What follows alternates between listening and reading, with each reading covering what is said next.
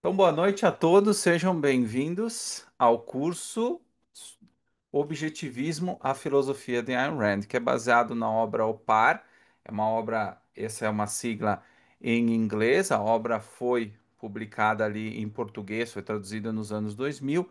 Como eu comentei no grupo lá, existem só mais algumas unidades disponíveis no mercado, que depois vai ter acesso a uma lista ali, quem tiver interesse em comprar, nós vamos conseguir um valor, um bom desconto. Para vocês terem uma ideia, hoje em sebos, por exemplo, essa obra está mais de R$ 400. Então é uma obra realmente raríssima no mercado. Então, do que fala essa obra, né? A Rand, ao longo da vida dela, ela nunca fez uma exposição sistemática e, de certa forma, acadêmica, né, da filosofia objetivista. Todas as obras dela, elas são focadas em um dos ramos da filosofia, mas ela nunca trouxe, como o bom brasileiro é acostumado, um livro-texto, né? Certo? Popularmente falando, um livro-texto do objetivismo, para que as pessoas pudessem consumir de uma forma condensada a filosofia dela. Então, isso não. Ela nunca fez isso, ela nunca teve interesse em fazer isso. Então, ela nunca se propôs, nunca foi um projeto de vida dela fazer isso. Dito isso, o Peikoff, que é o herdeiro intelectual dela e que vocês vão passar a conhecer mais ao longo do curso, ele vem de uma formação acadêmica, ele é filósofo, né, formado em filosofia nos Estados Unidos, e ele viu que havia essa necessidade, especialmente e até hoje, com o número crescente de objetivistas, e da forma como nós somos educados, por exemplo, aqui no Brasil, né, do livro-texto, essa natureza hierárquica do conhecimento, uma ordem, especialmente uma ordem cronológica, nós vamos ver a diferença de ordem cronológica e lógica ali nos próximos capítulos. Mas a maioria das pessoas são acostumadas a aprender assim. O Léo, por exemplo, estava falando antes da aula que quando ele teve interesse em filosofia, ele começou a buscar livros de história da filosofia, ou seja, tu começar de um ponto zero até chegar num ponto 100 que demonstraria onde você teria um conhecimento geral da filosofia como um todo. A Rand em si, ela não tem essa visão do Peikoff, então por isso que ela não fez esse esforço, mas o Peikoff achou por bem, e até para o próprio conhecimento dele, para a própria capacidade de integração, ele se dispôs a fazer esse esforço, e esse esforço é o OPAR que vocês estão vendo aqui. O que ele busca fazer com isso, né? É que o leitor ele possa ter uma visão, de certa forma, consistente da filosofia como um todo, das principais noções, dos principais conceitos, desde os axiomas metafísicos, que nós vamos começar a ver hoje, até as suas implicações em ética, política e arte, que é o interesse de muitos de vocês ao fazer o curso. Então, o foco está nos essenciais conceituais, com a exclusão deliberada de detalhes supérfluos. Ele traz muitos exemplos, que até eu vou trazer aqui, e outros, né?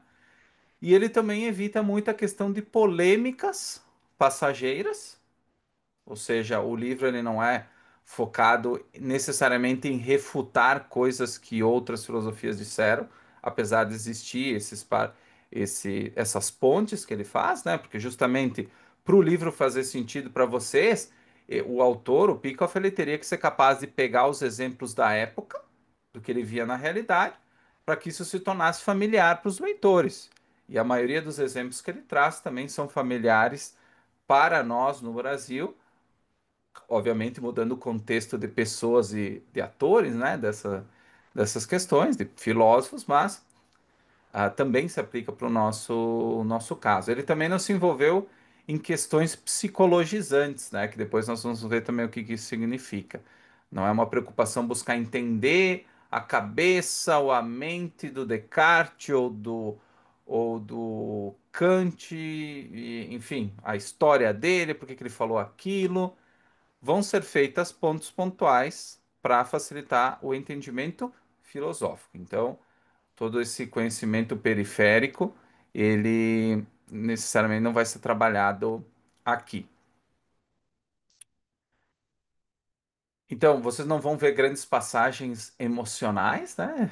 Especialmente que viriam de uma abordagem mais psicologizante, mas justamente a emoção vocês vão sentir na força das ideias e na descoberta do que significa uma filosofia racional, integrada e prática, e saber que isso é possível.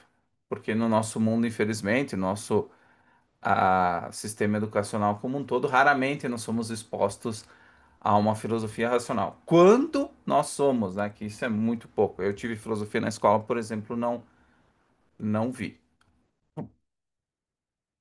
Essa obra, então, ela não é feita para especialistas acadêmicos nem iniciantes absolutos. Por isso que, apesar disso, o ideal era que pelo menos vocês tivessem lido, como eu acredito que sim, devido à participação na Universidade Objetivista, pelo menos os romances. E ter uma noção introdutória da virtude do egoísmo. Acho que isso já é o bastante para a gente começar a dar o pontapé inicial, para quem gosta de futebol, para a gente começar a discutir essas ideias. Como eu disse, o estudo dessa obra, qual foi o meu objetivo? Introduzir para vocês, de uma forma ampla, o que que é a filosofia objetivista, porque nos próximos anos aí nós vamos nos aprofundar nos ramos. Então nós vamos estudar a virtude do egoísmo, o manifesto romântico, capitalismo, o ideal desconhecido, americanismo, que é uma obra que foca na política da Ayn Rand, que está sendo lançada, que eu traduzi e vai ser lançada no final do ano. Nós vamos estudar no ano que vem também. Então, agora é hora da gente se permitir ter uma visão mais geral, fazer as primeiras integrações, ter uma boa base para quando a gente for realmente estudar no detalhe, a gente já tenha pelo menos uma noção do que a Rand está falando naquela obra de uma forma minimamente sistemática. Como eu disse, uma coisa que ela não fez, mas que o Peikoff buscou trazer para nós e para quem deseja conhecer a filosofia objetivista. Então, sem mais delongas, essa foi uma pequena introdução. Vamos começar. Então, só reforçando o que eu coloquei na mensagem também, nós vamos trabalhar normalmente um capítulo em duas aulas, talvez três, dependendo do nível ah, de perguntas, de dúvidas. Se for o caso que faltar uma partezinha para terminar o capítulo, depois eu gravo um vídeo no dia seguinte para complementar e vocês assistem a gravação, não tem problema. Mas a ideia é a gente conseguir trabalhar os principais pontos de cada capítulo, no máximo em duas aulas. Então, sem mais delongas, vamos começar. O livro começa, se vocês tiveram a oportunidade de ler, eu sei que ficou meio em cima ah, do início dessa primeira aula. Mas a primeira pergunta, e é a pergunta que todo mundo enfrenta, né, na primeira vez que entra em contato com a Rand, e tem um livro que se chama Filosofia Quem Precisa Dela. Notem que o título do livro não tem um ponto de interrogação, ou seja, ela não está fazendo uma pergunta com sim ou não, ela está fazendo uma afirmação. Então, filosofia, quem precisa dela? Então já está certo. Isso é uma necessidade e não tem dúvida nenhuma. Eu mesmo, a primeira vez, quando fui traduzir a obra, falando com o tradutor espanhol, eu fiquei me perguntando, mas ela não está fazendo uma pergunta lá nos idos, no início do estudo da filosofia? Eu me perguntava, mas que estranho, essa estrutura, ela normalmente é seguida, né? O uso do quem no início da frase, ela pede um ponto de interrogação no final. Mas não tinha. E eu não entendia por quê. Fui entender depois também. Então, pessoal, vamos com calma ali para a gente ver. Tá, mas então, se é uma necessidade para todo mundo, por quê? Qual que é o argumento da Rand? Qual que é o argumento do Peikoff nesse sentido? Para Rand, a filosofia ela não é uma opção, né?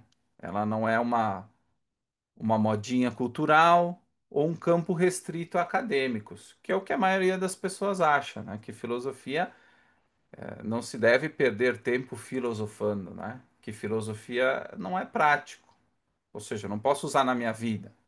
Então eu não devo perder tempo. Se é uma coisa que não é útil para mim e nem para ninguém, ou é só para acadêmicos, para que que eu vou perder tempo lendo o livro do Peikoff ou o livro da Rand, né?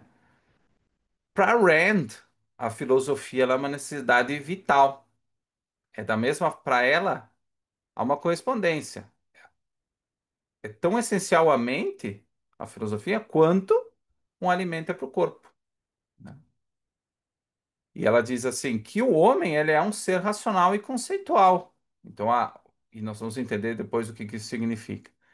Que a sobrevivência dele depende da capacidade de abstrair, integrar e aplicar ideias. Então, a filosofia é um meio que vai te dar essas ferramentas para você fazer isso, para você usar essa capacidade de abstrair, integrar todos esses dados sensoriais, formar conceitos e aplicar essas ideias na sua vida.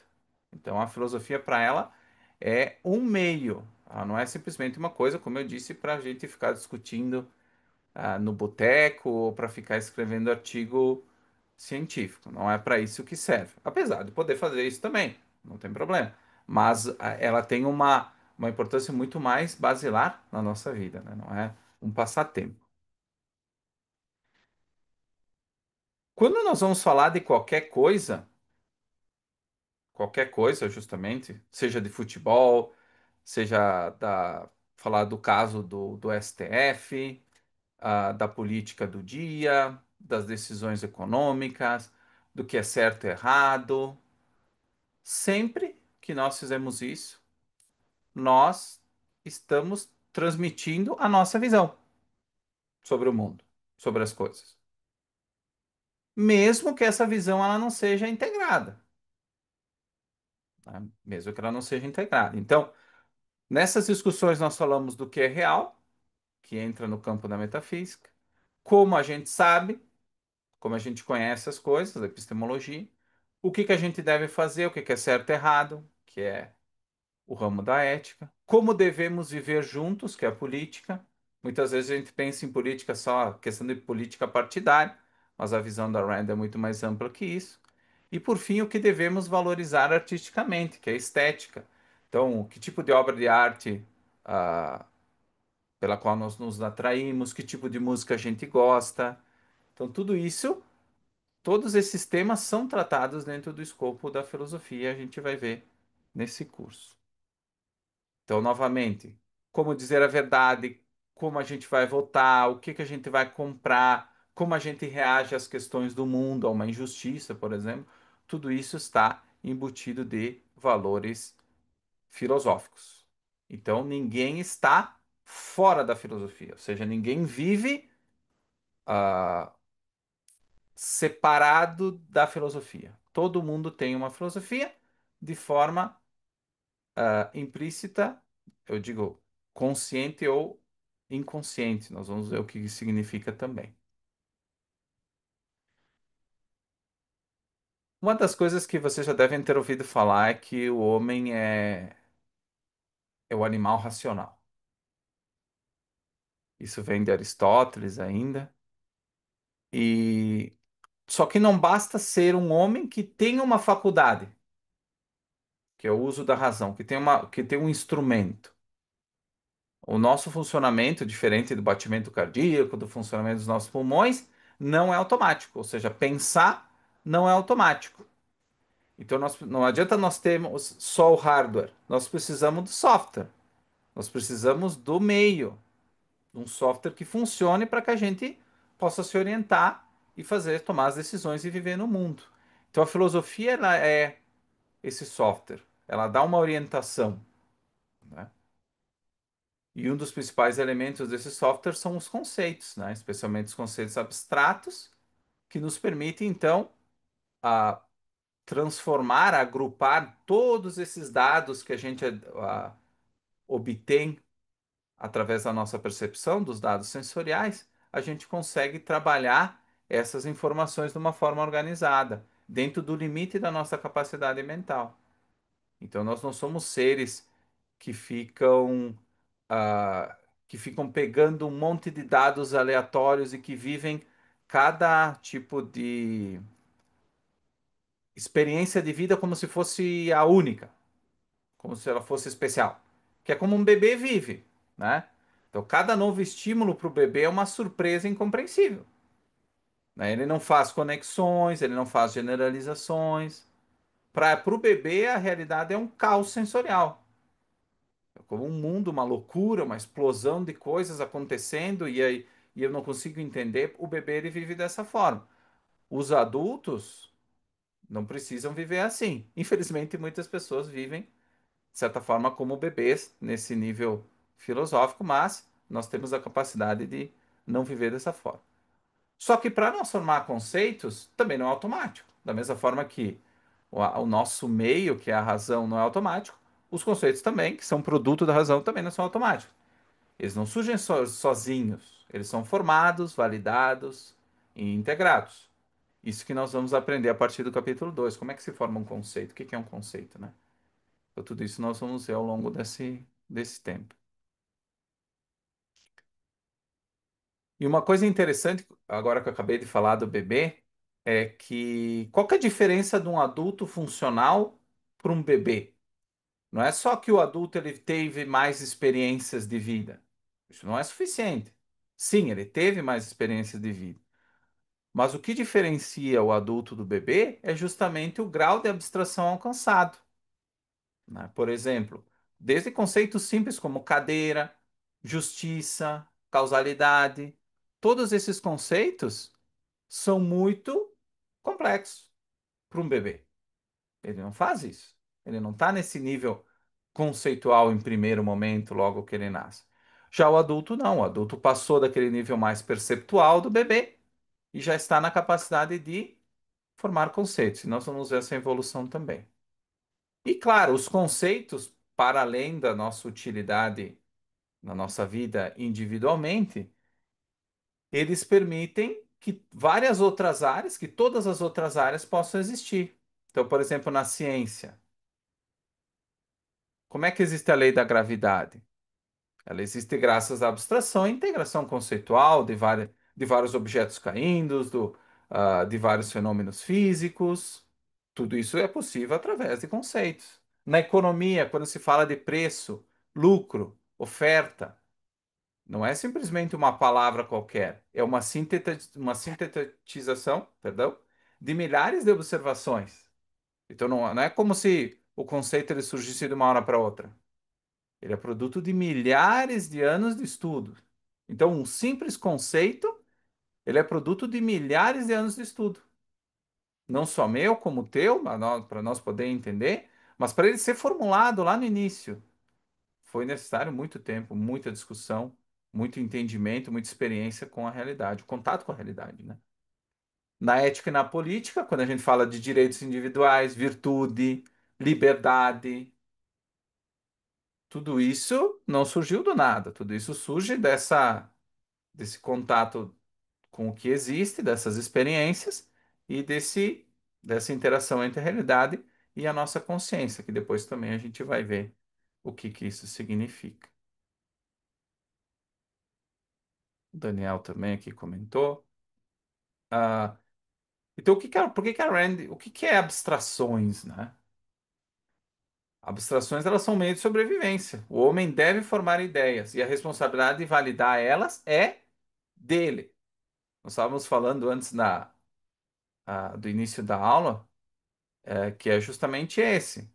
Por exemplo, quando se fala de história da filosofia, eu posso ler um conjunto gigante de filósofos, mas o compromisso de fazer o esforço de procurar a verdade dentro de todo esse conteúdo é meu. A Rand sempre diz que nós temos que ter a mente ativa, então a responsabilidade é nossa, não é do que está no papel. O papel vai nos instruir, vai trazer insights, vai nos fazer pensar, da mesma forma que esse curso. Mas, em última instância, o que é certo e errado, você deve chegar a isso a partir do seu esforço, do seu uso da razão. Não é copiar e colar. É que o Matheus falou, é que a Rand falou, é que o Eric falou. Não é isso. Porque aí você vai estar sendo, como nós vimos no romance da Nascente, um homem de segunda mão. Tu vai viver pela opinião dos outros. Pode ser que em alguns casos a opinião dos outros esteja certa, tudo bem, pode acontecer. Por exemplo, eu o Eric me disse: aposta no jogo ali que o Flamengo vai ganhar.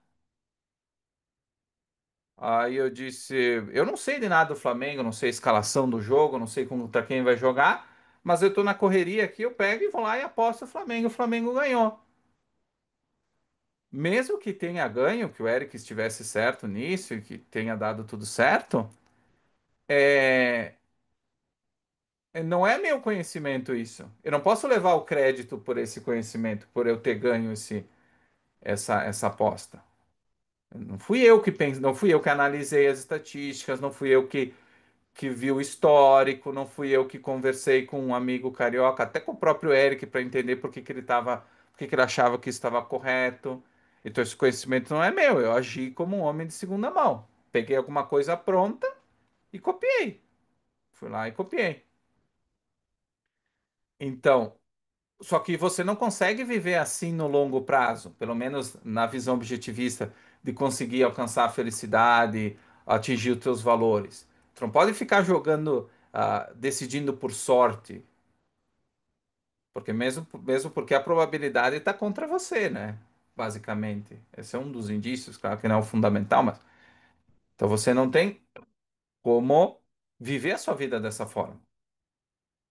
Aí você vai me dizer, tá, mas então você me comentou antes que tem muita gente que é produtiva e que não é objetivista e que parece ter uma vida ótima,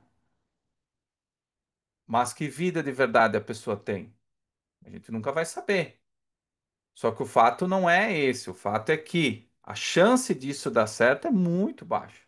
A gente tem o exemplo do Peter Keating, do Tui, né, da Nascente, da Revolta de Atlas tem vários outros exemplos. Né? Então a pessoa ela pode ser produtiva, ela pode ser muito bom numa área específica, mas normalmente ela vai deixar a desejar em outras áreas. Então é isso que a Rand está colocando, que é muito mais fácil e é muito mais humano agir de uma forma racional, porque esse é o nosso meio principal de conhecimento. Mas a gente vai entrar nisso também depois com mais profundidade. Então, para fechar esse ponto, para Rand ela coloca, né, a filosofia é uma necessidade da mente e uma necessidade tão real quanto a nutrição para o corpo. Então, por isso que hoje se fala muito de você ter uma vida equilibrada, por exemplo. Então, você ter uma mente saudável, um corpo saudável, tudo isso parte de uma perspectiva não necessariamente objetivista, mas ressoa. Faz sentido, né, para um objetivista quando ouve isso, que você busque esse tipo de equilíbrio, né, dentro da sua vida. Mas o que que acontece, reforçando, né, o que eu coloquei antes, o que que acontece quando você negligencia a filosofia? É como negligenciar a alimentação, ou seja, a tua mente ela começa a operar abaixo da sua capacidade para início de conversa. Você começa a fomentar contradições, distorções. É muito mais fácil você começar a pegar frases feitas, viver de emoções do momento, se deixar levar por pressões sociais, que isso acontece na vida de todo mundo. Quantas pessoas vocês conhecem, por exemplo, que acabaram seguindo uma carreira porque o pai, por exemplo, eu vou ser advogado porque meu pai tem um escritório, eu vou ser médico porque meu pai tem um consultório, um exemplo na profissão, ou acabou se relacionando com alguém não porque era realmente o que queria, mas porque era o que era mais conveniente no momento. Então, tudo, quando você tem uma filosofia desintegrada, uma filosofia de vida desintegrada, é muito mais fácil você não se sentir capaz de viver no mundo, porque o mundo é muito complexo. Você não está refinando esse meio que você tem, que é a filosofia, que é a razão, da melhor forma possível. É como não afiar uma faca. Então, não é que você não vai cortar nada, mas vai cortar torto, pode ser que corte o dedo. Então, é isso que ter uma filosofia deficiente representa. Você vai ficando sempre abaixo da sua capacidade, né? Então, uma coisa que o Léo também colocou antes, e para Rand também serve, o ser humano, o homem, ele tem duas escolhas. Aqui eu uso o homem, na verdade, representando toda a humanidade, não tem nenhum preconceito de gênero. Mas o que que isso significa? Ou você vive com uma filosofia racional, conscientemente, baseada na realidade, na razão e na lógica, ou você vive uma filosofia de retalhos, né? Que a Rand chama de Mongrel Philosophy, que é aquela filosofia que você pega de qualquer lugar, porque falou na TV, porque a minha mãe falou, um pouquinho da religião, um pouco da mídia, um pouquinho das minhas emoções. Eu vou juntando tudo, eu vou assimilando tudo e vou guardando aqui no meu inconsciente. E aí esse monte de informações desconexas começa a ser o guia para minha vida, né? É justo, o Eric coloca aqui como se fosse um taxista, de verdade. Vou pegando, vou pegando quem aparece, eu vou pegando. Eu não faço o exercício racional de analisar o que eu estou ouvindo, para ver se isso de fato é verdade, se faz sentido. Eu vou pegando aqui e ali e assim vai. E querendo ou não, infelizmente, eu acho que a maioria das pessoas, e vocês podem comentar também, infelizmente, eu acho que a maioria das pessoas vive dessa forma hoje em dia. Porque como a gente viu, até trazendo uma motivação, né, de A Nascente, ali do final da Nascente, eu acredito que foi o Rock que comentou, não, foi a Dominique, que a grande dificuldade é viver como uma pessoa racional. Viver seguindo as virtudes objetivistas, com integridade, baseado em propósito, não viver de segunda mão. Isso que é muito difícil, porque é normal você ouvir o contrário, que o difícil é ter uma vida sofrida, enfrentar alguma dificuldade aqui e ali, que isso é difícil. E de fato não é fácil, mas é muito mais difícil ser uma pessoa íntegra. É muito melhor, mas é muito mais difícil no mundo no qual a gente vive hoje. Então a gente tem que se dar o crédito, a gente tem que buscar esse ideal, porque não de ser um herói objetivista, né? De conseguir viver no mundo. A gente conseguir provar para nós mesmos que nós conseguimos viver no mundo. E não de segunda mão, claro. Porque o Kitin também vive no mundo, o Tui também vive no mundo. Mas nós conseguimos ser o Rourke, ser a Dominique no final do romance, não no início, no final do romance. Então, isso é uma grande conquista. Então, ser racional, ser íntegro é uma grande conquista, exige muito esforço, exige muita vigilância. Então, é importante nós deixarmos isso bem claro. O Ulisses também colocou aqui, evadir-se negando a sua pessoa, também é uma forma de viver evadindo, né, a realidade, fugindo da realidade, num sentido psicológico, que eu sei que o Ulisses também vai trazer muitos insights nessa parte ao longo das aulas. Então, a filosofia não é opcional, como a gente viu. Não é mais uma área do saber. É o fundamento, é a base de uma vida consciente, coerente e digna de um ser humano, porque nós não somos cães e gatos. É uma vida digna para o ser humano, de acordo com a nossa natureza. E caso a gente não tenha uma filosofia racional, o que que acontece? A tendência muito grande é a gente viver confuso, em conflito, com uma sensação de impotência, de incapacidade de viver no mundo. Então, eu não entendo estudar filosofia simplesmente como uma curiosidade. Eu cheguei no estudo da filosofia porque eu era curioso também. Eu queria saber como as pessoas pensavam sobre as grandes perguntas. Mas hoje eu já não considero simplesmente uma aventura histórica, um romance de ideias que eu vou lendo ao longo do tempo. Para mim não é simplesmente um passatempo, né? Não é o estudo da filosofia não é um luxo, é uma questão realmente de sobrevivência psicológica e espiritual. Então, é um grande compromisso, pessoal. Então, vocês estarem aqui hoje não é não é um passatempo, mas é uma necessidade mesmo. É uma necessidade de pessoas que querem viver a melhor vida possível. Então, ter uma filosofia racional possibilita isso, eu acredito, e tenho vivido isso, e posso dizer para vocês que faz muita diferença. Faz muita diferença. Para quem não sabe, o meu contexto originário é de uma família religiosa, eu acho que a maioria de vocês talvez tenha tido uma experiência semelhante.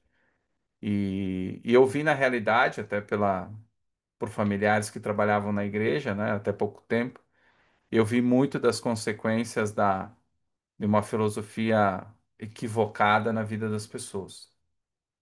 E também consequências que, bom, hoje eu posso ver a consequência positiva de uma filosofia boa na vida das pessoas. Então, tudo que eu trago para vocês aqui, as reflexões, realmente são não são ah, criações teóricas, né? Não são modelos teóricos, mas sim realidade que eu vivi com muitas pessoas que já estiveram dos dois lados. Então, inclusive eu, né? Então, tudo que eu trago aqui é vivido, não é teoria.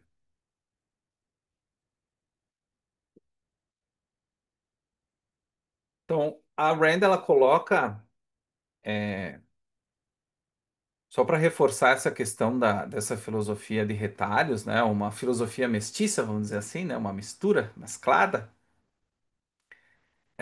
O próprio Pickhoff, ele coloca ali nas primeiras páginas do capítulo 1 que ela não é uma filosofia genuína, como o objetivismo vê, né? Mas uma mistura desorganizada de fragmentos, ideias captadas da cultura, ensinadas por professores, absorvidas da televisão, ou mudadas por medos e esperanças não examinados. Ou seja, essa filosofia mista que o Daniel coloca ali, ela, ela não é escolhida conscientemente. Ela acaba se tornando uma filosofia inconsciente, justamente porque se ela fosse consciente, você estaria fazendo um esforço para analisá-la, né? Diretamente através da razão. Então, há muitas, e hoje, especialmente, nós vivemos uma grande crise psicológica, né?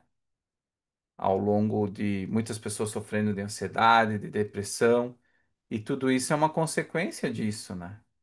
É uma consequência dessa colcha de retalhos filosófica acabar permeando a forma como o teu próprio aparelho psíquico foi montado ao longo do tempo, né? Hoje muito se fala de traumas de infância, muito se fala de dificuldades nas relações, problemas com emoções, né? Não consigo controlar minhas emoções, sou muito ansioso, tenho muita raiva. Tudo isso é, de certa forma, uma consequência disso, né? Dessa coxa de retalhos que o Daniel colocou ali.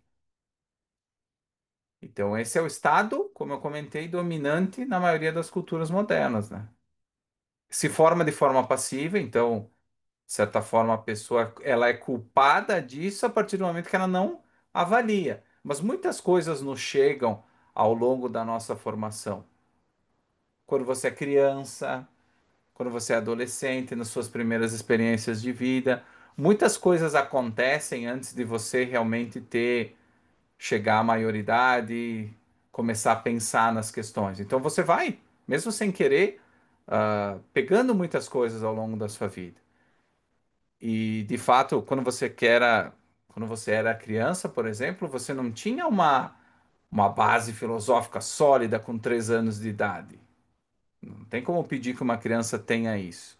E muitas vezes a nossa criação também se levou de uma forma equivocada, e isso vai ter o rebote, né? Na na sua vida adulta, né? Na necessidade de fazer uma terapia, tomar remédios e tantas outras coisas. Então, existe uma relação de causa e efeito muito clara. Então, se você não fizer esse esforço, você pode, querendo ou não, sofrer consequências gravíssimas, né? O Ulisses também, sempre comentando ali também, e no privado, sobre os estudos de psicologia na parte de criação de filhos também. Então, tudo isso é muito importante a gente fazer essas perguntas agora aqui, esclarecer as coisas aqui, para que a gente daqui a pouco não passe adiante a confusão. Infelizmente, isso também muitas vezes é o que acontece na relação de educação, né, dos seus filhos.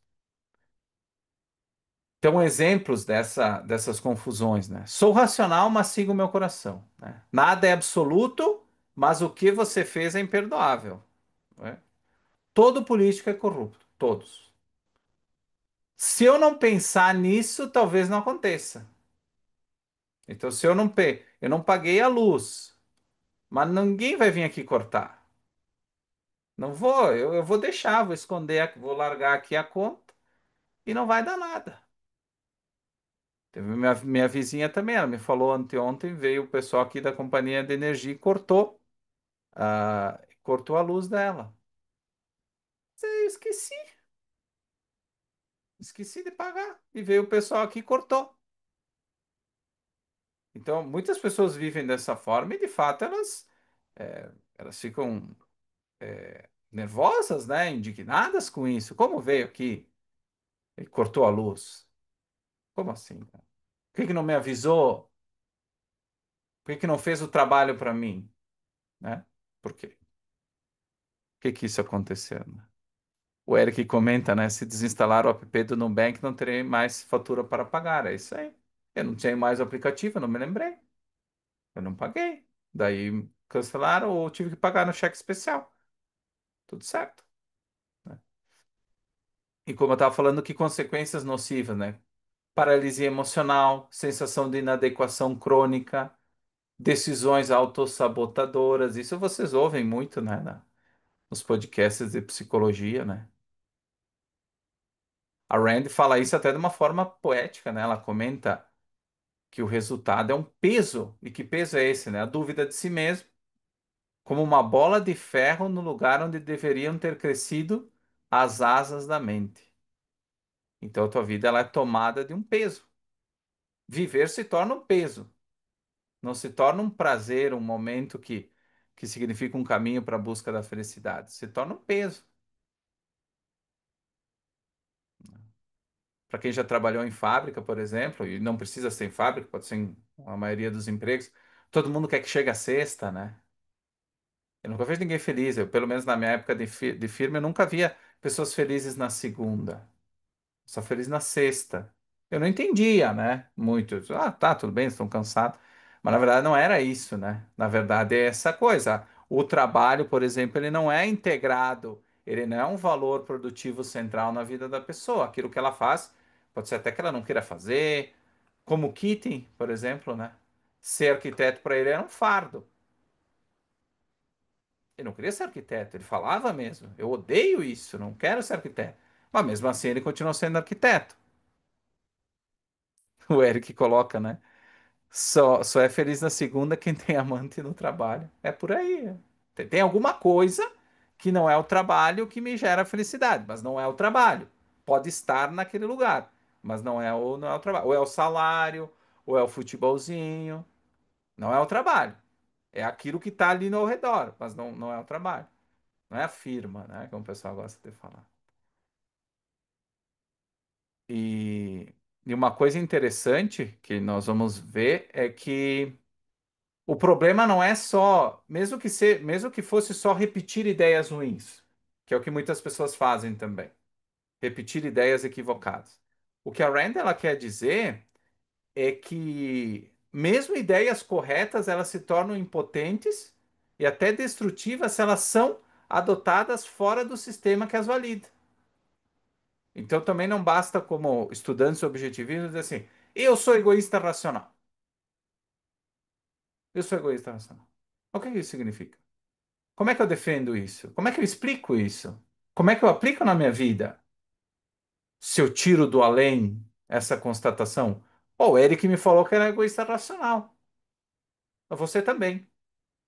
Tá, mas o Eric, ele estudou, ele aplica na vida dele, ele entende as bases metafísicas, epistemológicas disso, as bases éticas, ele sabe explicar, ele sabe fazer toda a validação dos conceitos que ele cria, ou que ele está estudando.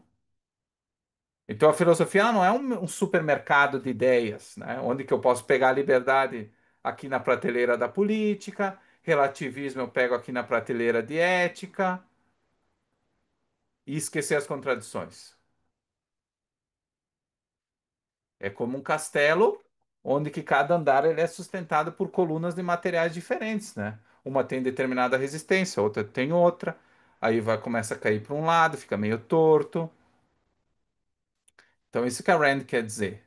Também não basta você pegar uma ideia que é correta, como o exemplo da aposta que eu falei antes, e dizer assim: bom, sempre que eu quiser apostar, eu vou ligar pro Eric e ele vai me dizer alguma coisa que tá passando na cabeça dele. Tá, mas e quando der errado? E se eu perder o valor do Bolsa Família? E do aluguel da casa? E se eu perder o carro? Porque eu apostei? Porque eu incorri, eu não pensei sobre isso, eu não refleti, fui lá e gastei tudo. Eu vou dizer que a culpa é do Eric? E é mais uma brincadeira, a gente fala, mas na verdade isso é uma realidade, né? No Brasil, está se tornando um problema e vai se tornar um problema de saúde pública. Tem pessoas literalmente enlouquecendo, como é normal em países que têm cassinos e tudo mais, que as pessoas elas percam tudo, né? Então, a gente não pode brincar com coisa séria. A nossa filosofia, estudar filosofia, entender os conceitos, aplicar nas nossas vidas, não é brincadeira, pessoal. É uma coisa séria. A gente dá risada aqui na aula, mas é coisa séria, muito séria. O Eric trouxe um exemplo aí de um amigo de infância também, né? Que apostou no Botafogo e perdeu. Como eu disse, a gente fala brincando, mas são coisas sérias. Então, ter uma filosofia incompleta, uma filosofia desintegrada, um mistão de ideias, tem consequências para a sua vida. E consequências que podem ser muito, muito graves. Então, para Rand, a filosofia é o quê? É um sistema, é um, é um todo conjunto, é um todo interligado, que nós vamos ver os ramos depois, né? Então, por exemplo, no meio liberal é muito comum a gente falar do conceito de liberdade. E as pessoas dizem, eu sou a favor da liberdade. Eu quero ser livre. É normal, né? Existe o governo, ele me oprime, eu quero ser livre. Mas vamos fazer um pequeno exercício. Então, para eu conseguir defender mesmo a liberdade, a verdadeira liberdade, eu preciso entender a natureza da realidade, metafísica, conhecer a realidade, epistemologia, qual é a natureza do homem, dos valores, da ética, como a gente deve lidar uns com os outros, que é a política. Então, se alguém diz assim, eu tenho liberdade, o que que é liberdade? A liberdade é fazer o que quiser. Quando eu afirmo isso, sem entender os pressupostos da natureza do homem, da ação racional, eu posso, com essa frase, justificar tanto empreendedor criativo quanto assassino. Essa afirmação serve para os dois. O que é uma contradição moral absurda, que a gente sabe, né? Aqui, o Daniel trouxe Partido Socialismo e Liberdade, é a mesma coisa. Que a Rand fala, e depois nós vamos ver, né? Aquela, para não me fugir o termo, mas eu digo juntar duas coisas contraditórias no mesmo termo, né? Uma venda casada, né? Podemos dizer assim. Eu coloco dentro uma coisa boa e uma coisa que não presta e chamo de uma coisa só, né? O exemplo do egoísmo racional, né? Eu posso dizer, não, eu me encanto com a ideia de egoísmo racional. Tudo certo, eu concordo com a Rand. É isso aí, egoísmo racional. Mas eu posso, ao mesmo tempo, rejeitar a razão como instrumento de conhecimento. E aí, qual que é a consequência disso? Eu gero um falso egoísmo, que as pessoas podem entender como narcisismo, oportunismo, hedonismo, irresponsável, que é de fato o que acontece. Porque eu estou tirando uma parte e esquecendo o resto, e descartando o resto. E esse tipo de erro, ele não é incomum, né? Ele não é incomum. Muitas vezes as pessoas adotam, o Daniel traz um outro, gera o egoísmo de Nietzsche, né? Uma falsa equivalência, também como o Daniel coloca, também se aplica. Então a Rand, o próprio Peikoff traz, né? Se alguém aceita a minha afirmação de que o homem deve ser egoísta, sem estudar o que eu entendo, o que eu entendo por egoísmo, sem conhecer minha visão de razão, valor, ética e política, essa pessoa logo se verá confusa, em conflito ou desencorajada. Por quê? porque essa contradição ela vai se cobrar na realidade. Ela vai ter um efeito prático. Então, a filosofia, ela não é só teoria, é teoria e prática, não existe essa diferenciação. Uma coisa que o objetivismo bate muito e que depois nós vamos entender melhor. Outro exemplo, um estudante que lê a razão é a única ferramenta do homem para conhecer a realidade, que está na virtude do egoísmo, mas que ele adota em paralelo a crença de que os sentimentos revelam verdades mais profundas. Quando ele vai tomar uma decisão, ele tem essas duas coisas. Essas duas coisas que na cabeça dele são fatos, são verdades. O que que vai acontecer? Ele vai se ver num dilema insolúvel. E qual que é a conclusão normalmente a que as pessoas chegam? A filosofia não serve para nada. A filosofia não serve para nada. A vida é contraditória. Então, para algumas coisas, eu uso a razão.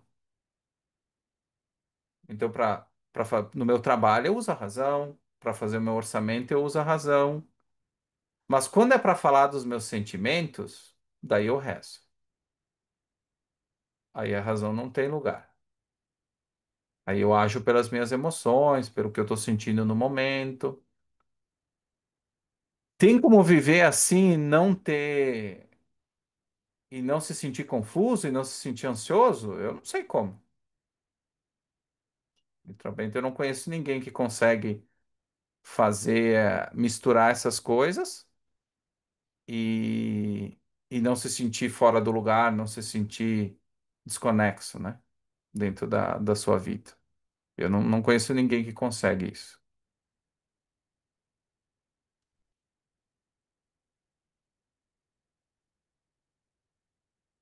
E novamente, para finalizar esse ponto também, a filosofia não é um conjunto arbitrário de opiniões ou preferências intelectuais. Então, novamente, a gente não pode fazer um termo que a Rand fala, cherry picking, né, de ideias. A gente não pode fazer isso. Não pode pegar o que a gente acha mais bonito, o que é, o que é popular no momento e pegar para nós como filosofia, né? A gente não pode misturar a epistemologia objetivista com a ética utilitarista, a metafísica aristotélica com a política marxista. Não vai dar certo. Vai gerar contradições. Cedo ou tarde, se você fizer o estudo correto, vai surgir, vai dar problema, né? E o pior, no longo prazo, o que que acontece? Isso acaba destruindo a tua mente. A Rand fala, né, garbage in e garbage out. Não tem como. No nível prático, se você tenta fazer isso com qualquer coisa, imagina colocar ontem à noite mesmo, eu cheguei em casa do jogo, a minha esposa tinha comprado um X e eu vi o papel por fora, e ele estava envolto num papel alumínio. E eu não vi o papel alumínio, eu coloquei ele no micro-ondas. Aí quando eu liguei, começou aquelas reações elétricas ali, né, dentro do micro-ondas, quase que eu queimei o micro-ondas. Então assim, não tem como tu misturar. Se tu misturar, vai dar problema. Quase que queima o meu micro-ondas. Então é isso que acontece, né? Se você mistura as coisas, a tendência muito grande é que possa dar problema. O Eric colocou aqui, lixo entra, lixo sai. Muito comum no mundo da TI, né? Esse termo, inclusive ela pegou desse mundo. Exatamente, o Daniel coloca uma coisa importante, pessoal. Os efeitos não são sempre imediatos, como no caso do meu X no micro-ondas.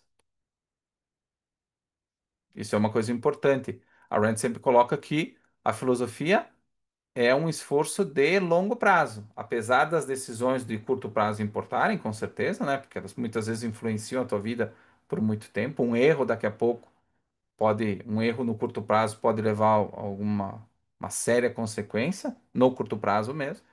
Mas a filosofia te permite viver através das abstrações com uma visão de longo prazo, não de curto prazo. Então, e exatamente, o Daniel comenta, algumas vezes quando você percebe os danos já são muito grandes. E a gente vê isso muito na questão da psicologia, né? Quantas pessoas elas não conseguem ter um relacionamento saudáveis por toda a vida por causa de um trauma de infância, por causa de uma forma de pensar que ela automatizou ao longo do tempo. E que ela vai se dar conta quando ela tem 60 anos. Vai dizer, bah, mas deu tudo errado na minha vida. Bah, mas se eu tivesse feito diferente. Tá, mas agora eu entendo onde eu errei. Mas daí já é 60 anos, né? Lembra do exemplo do Keating? O Keating também se deu conta aos 40. Ele se deu conta, olha, eu não queria ser arquiteto, eu queria ser pintor. Tá, mas e agora? Será que eu tenho ainda tempo para ser pintor? Para aprender a ser um bom pintor? Para ir para a escola de belas artes? Ou, por exemplo, não, agora eu descobri que eu quero jogar futebol. Eu sou ótimo para jogar futebol.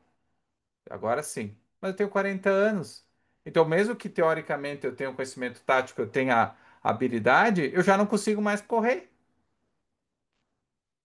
Eu não consigo mais entrar em forma. Daí eu não consigo mais ser um jogador de futebol de elite. Pode ser que eu jogue a pelada do bairro, mas o meu sonho de ser jogador de elite eu já não posso mais, né? Uma coisa que o Ulisses colocou, né? O erro do leigo em relação à filosofia é a tendência de aceitar as consequências enquanto ignora suas causas. Isso nós vamos trabalhar também mais adiante no curso. Então vocês percebem tudo que nós já tivemos de insights agora, com menos de 4 páginas de OPAR. E a gente nem entrou nos axiomas, que é um dos temas da aula de hoje. Nem entrou nisso. E a gente já tem diversos insights. Então, a estrutura do livro, barbaridade, tchê, agora me denunciou. Mas a estrutura do livro, então, aqui, ela segue a estrutura geral da maioria dos guias, pelo menos dos guias que apresentam filosofias que tentam, pelo menos, ser filosofias sistemáticas, né? Que então a metafísica, que é o estudo da realidade, a epistemologia, que é o estudo da natureza, né? E dos meios de conhecimento, especialmente como a gente sabe. Depois a ética, o estudo dos valores. E para quem é austríaco, para quem é libertário, também é muito comum usar aquele termo estudo da ação humana, né? Não é exatamente isso, mas também é o estudo da ação humana. A política, então, é a aplicação da ética à vida em sociedade. Então, como nós vivemos em sociedade, né?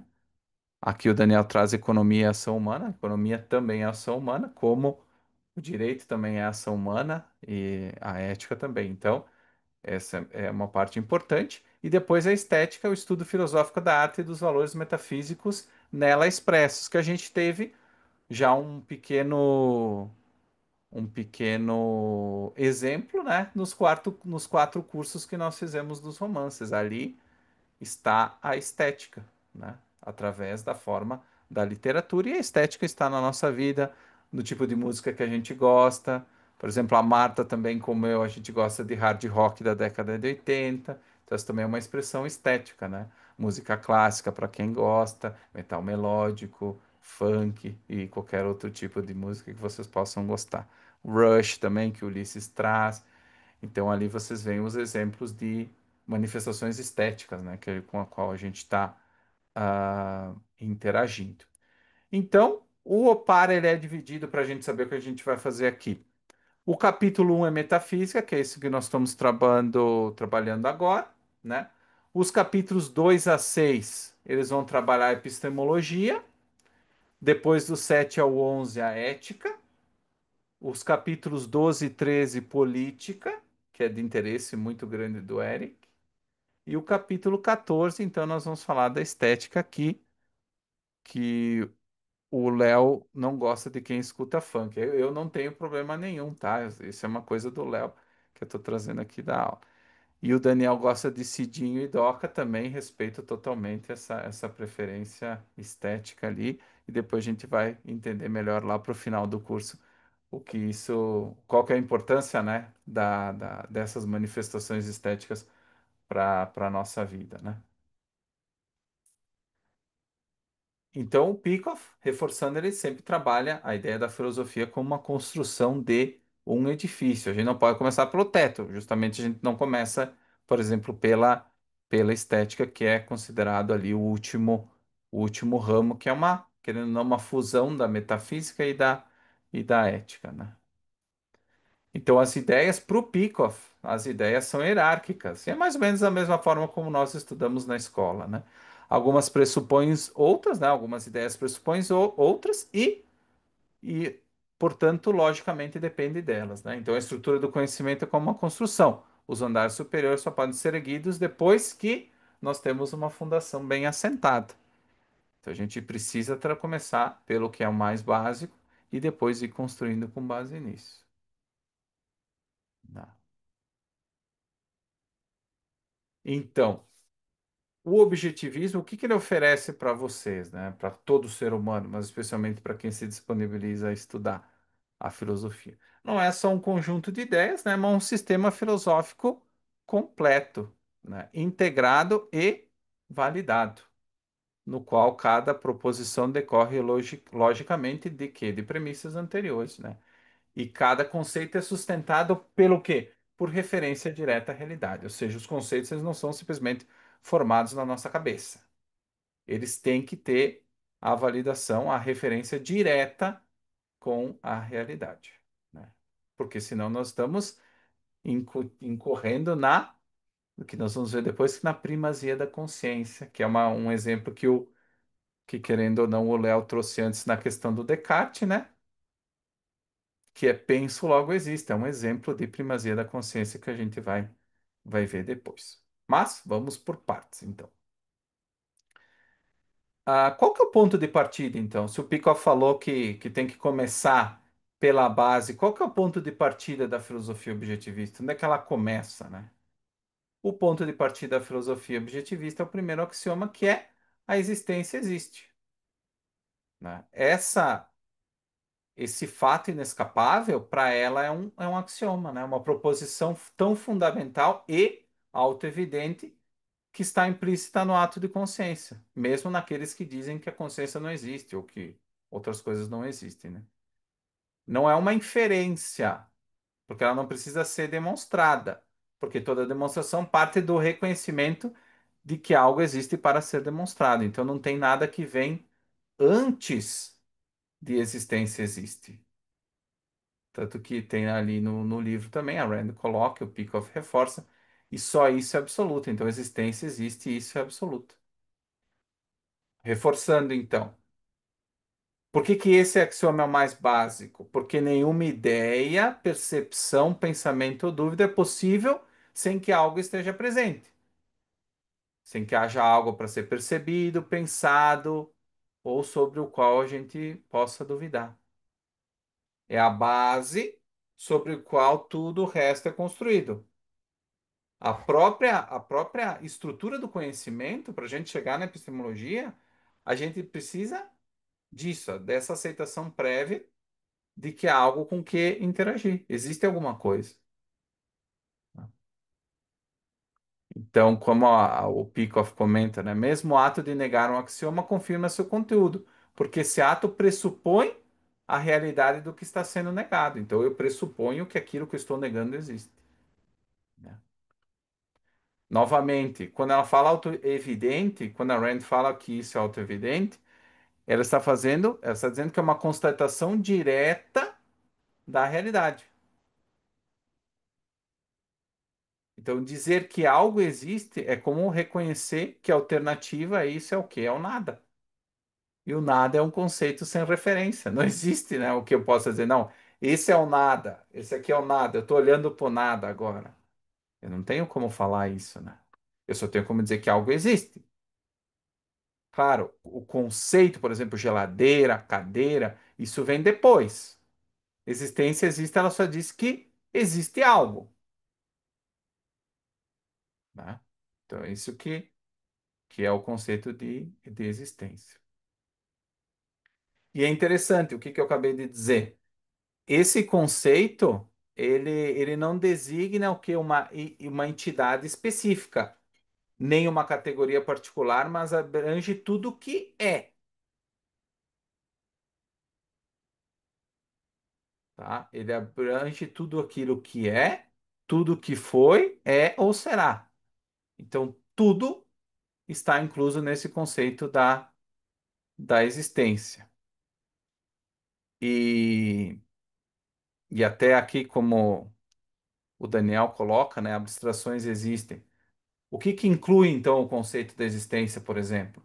Entidades materiais, processos, então, entidades materiais, planetas, células, cadeiras, processos, crescer, evaporar, pensar, criar abstrações, né, fazer o exercício da abstração, atributos, peso, cor, forma, temperatura, relações, proximidade, causalidade, anterioridade, estados mentais também, faculdades que a gente tem, que é desejar, lembrar, perceber, imaginar. Então, qualquer coisa que possa ser identificada, experimentada ou cogitada como possível deve, por definição, ser algo. Se é, está incluso no conceito de existência. Então, é basicamente. Até, pessoal, se vocês tiverem alguma pergunta, eu sei que agora o axioma começa a pesar um pouco, né? Se tiver alguma pergunta, pode fazer aqui no chat para mim ficar melhor.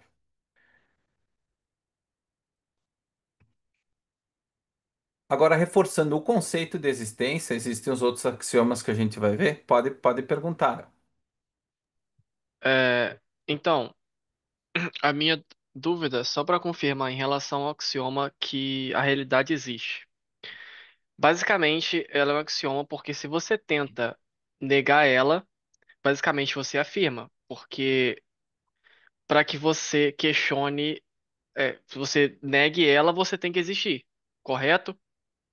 Exato. Ah, ok. Essa a minha dúvida que eu tava, porque, sei lá, enfim, era só isso. Obrigado.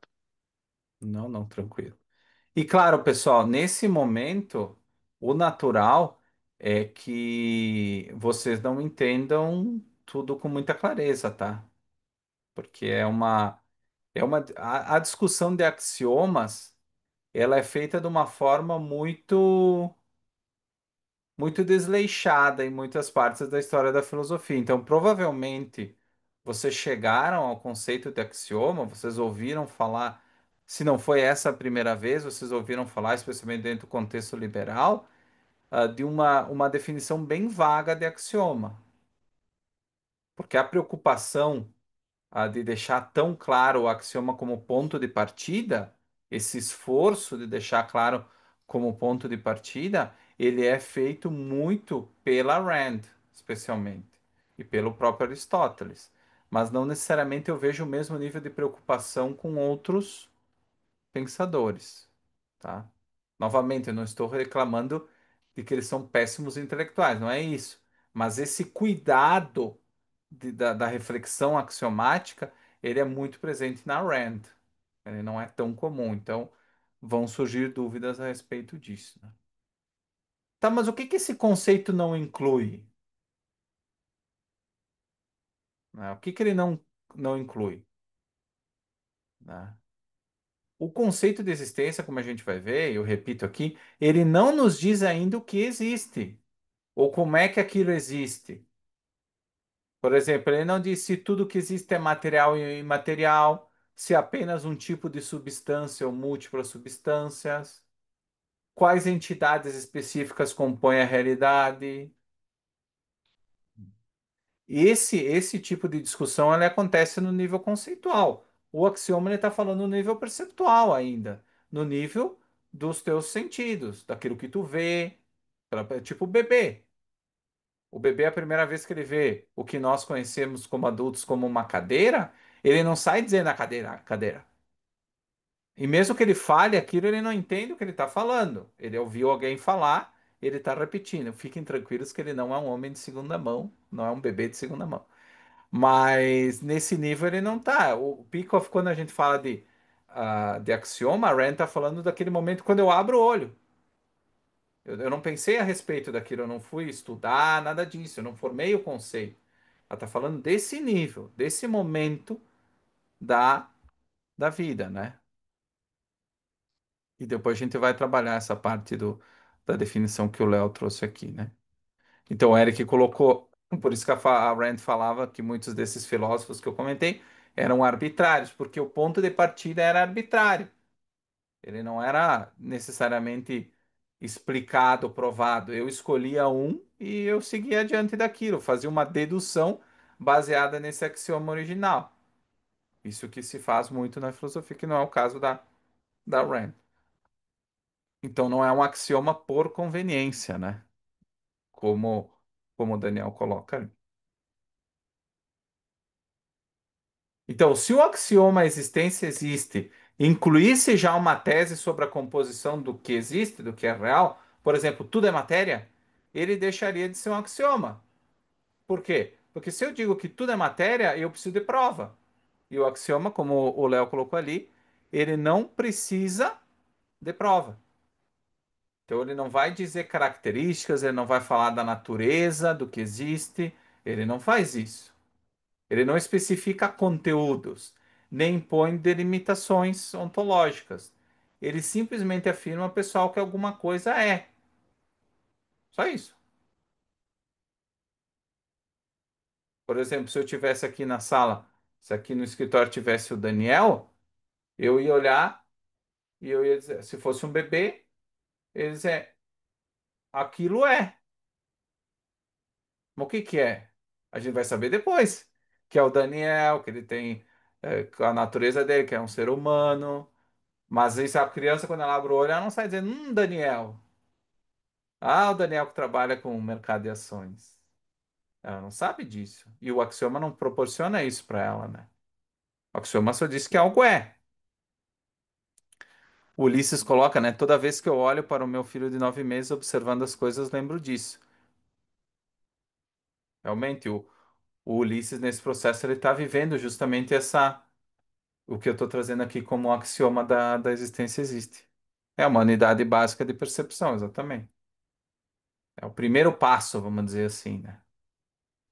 Ou seja, o conceito de axioma ele é ontologicamente universal, ele se aplica a tudo que existe, mas ele é epistemicamente vazio, porque ele não informa o conteúdo da existência. Ele não informa o conteúdo daquilo que existe. Ele só estabelece que existe alguma coisa, que provavelmente aquela coisa tem um conteúdo, sim, porque ela é um existente, né? Não diz os atributos, não entra em detalhe nenhum sobre aquilo que existe. E aí a gente volta a uma coisa que o Peikoff traz, né? Que essa questão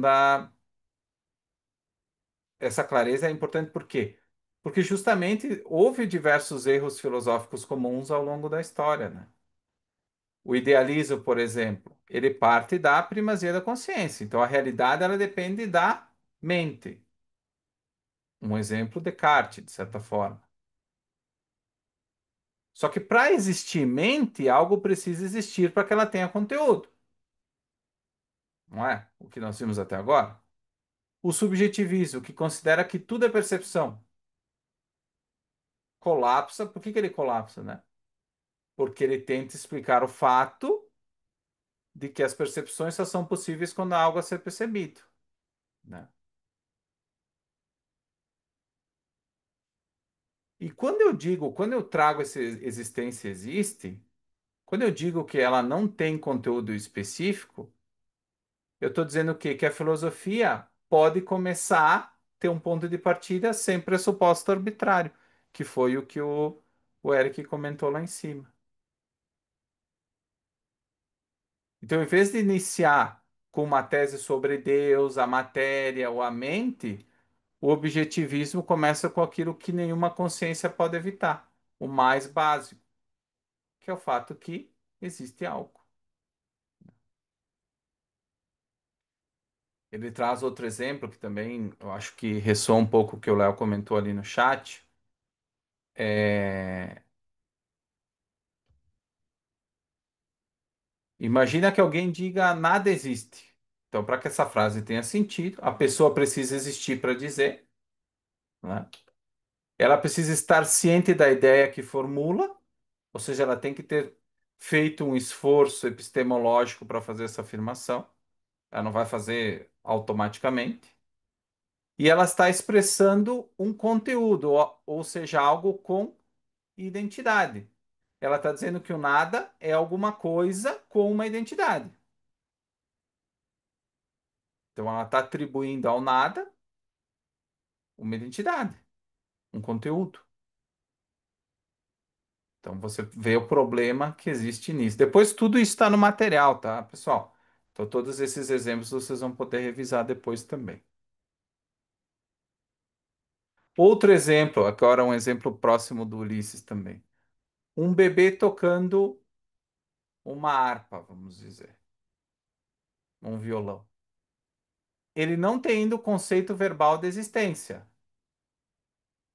mas a ação dele, olhar, mover a mão, sorrir, demonstra que ele reage a algo que nós sabemos que é o violão, ele não sabe. Mas então, esse bebê ele está vivendo mesmo sem saber, né? O reconhecimento perceptual de que existe algo fora dele, a existência existe. Ele está vivendo esse axioma através do violão, que a gente sabe que é violão, né? Ele não sabe o nome disso, mas ele está vivendo isso. Ele está vendo que existe algo fora dele, que a existência existe. Ele não sabe que é essa formulação axiomática que nós estamos vendo aqui no curso do par. Isso ele não sabe, né? A filosofia depois ela vem fazer esse serviço, né? De explicitar, conceituar e organizar aquilo que nós vivemos através da nossa consciência, as nossas emoções, os nossos conhecimentos, tudo isso a filosofia permite que a gente construa através de conceitos, né? Que a gente possa chamar as coisas pelo que elas são, etc.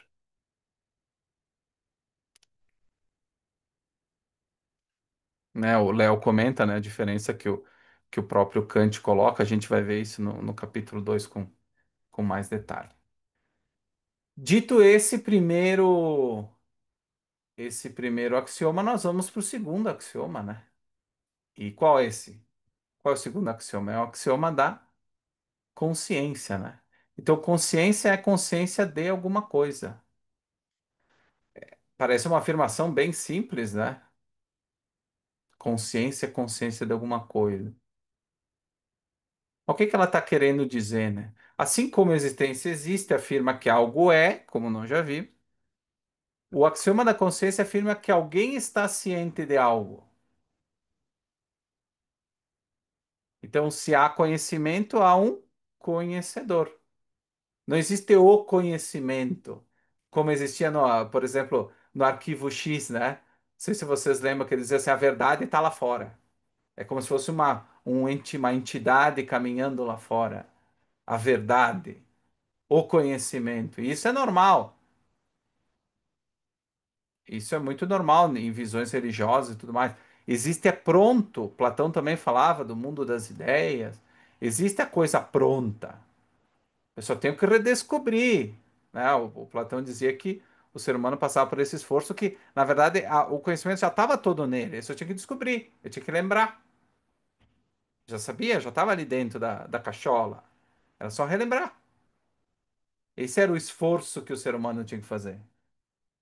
Para o objetivismo, obviamente, não é o caso. Então, se há percepção, é um sujeito que percebe. Então, essa consciência, que a gente fala consciência humana, ela não pode existir por si só no vácuo sem objeto. Tanto que a Rand fala, uma consciência sem nada do que estar consciente é uma contradição em termos.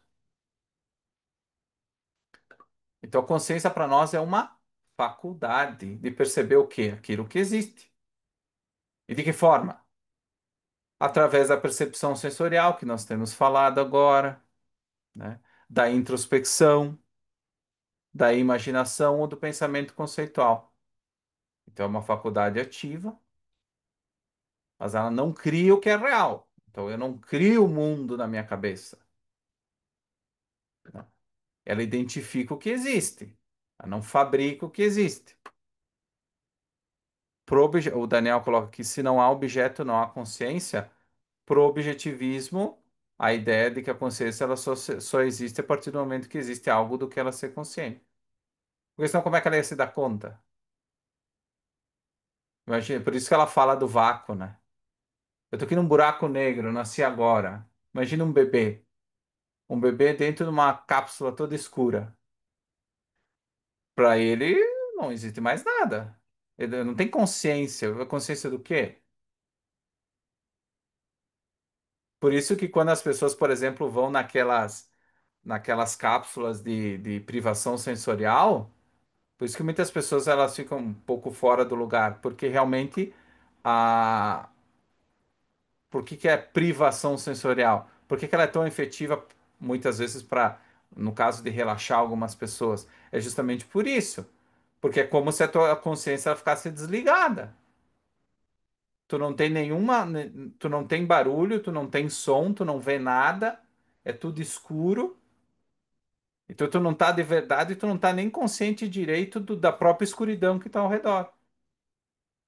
Então é nesse sentido que o objetivismo traz. Eu trago aqui com um exemplo prático, tá? A gente pode entrar nessa discussão mais detida como um todo, mas é basicamente essa ideia, essa posição do objetivismo.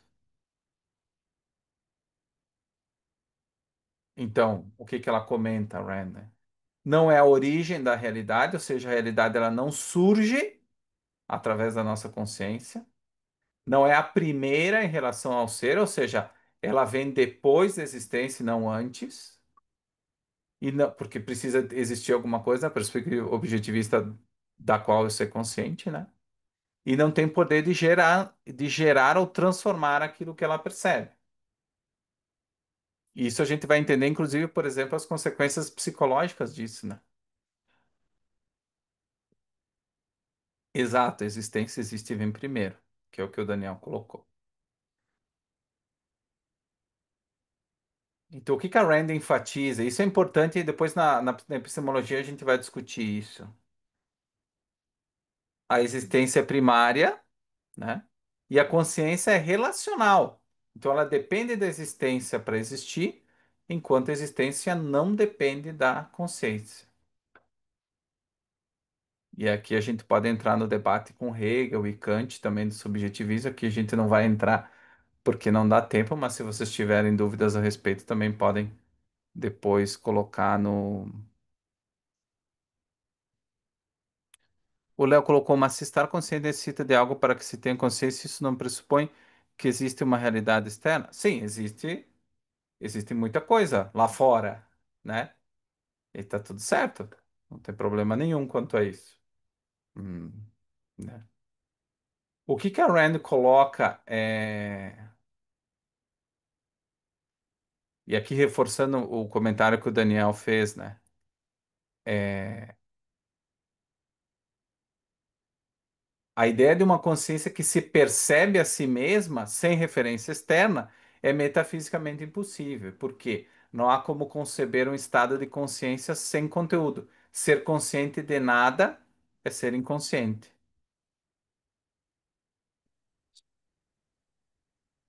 É profunda essa frase, né? Ser consciente de nada é ser inconsciente.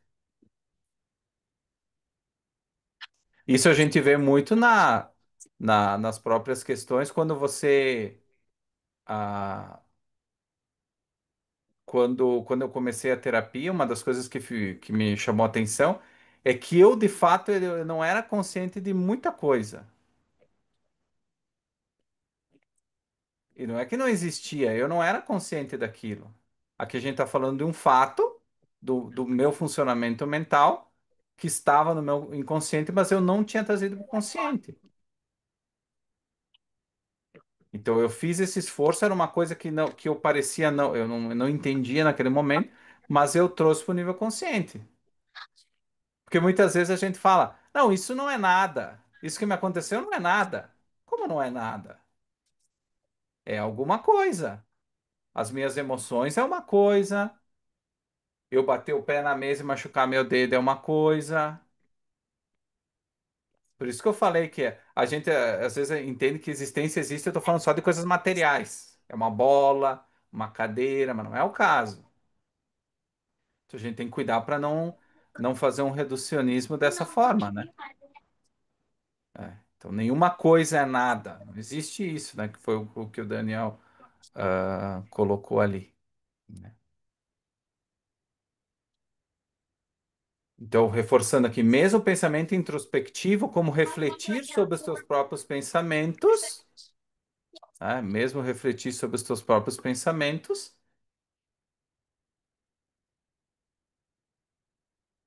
implica um conteúdo real interno, que não é uma bola e não é uma cadeira, mas é um pensamento, é uma coisa que existe dentro da minha cabeça.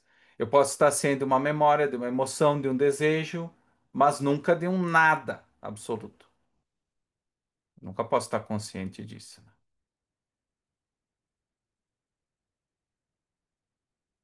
Então, a consciência não é um fundamento da existência, não vem antes, mas é um reconhecimento dela.